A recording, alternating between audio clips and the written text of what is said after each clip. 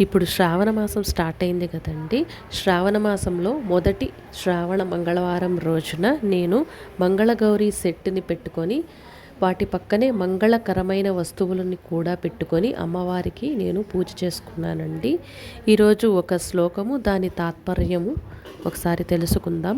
సర్వమంగళ మాంగళ్యే శివే సర్వార్థ సాధికే శరణ్యే త్రయంబకే గౌరీ నారాయణీ నమోస్తుతే.